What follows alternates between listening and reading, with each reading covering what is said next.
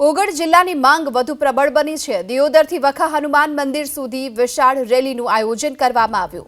અમારો જિલ્લો ઓગળ જિલ્લો આ નારા સાથે આ રેલીનું આયોજન કરવામાં આવ્યું છે અને ઓગળ જિલ્લાની માંગ સાથે છેલ્લા 10 દિવસથી ધરણા પ્રદર્શન પણ થઈ રહ્યા છે। જો કે આજની રેલીમાં મોટી સંખ્યામાં નાગરિકો હાલ ઉમટી પડ્યા છે। દિયોદર મળું મથક બને।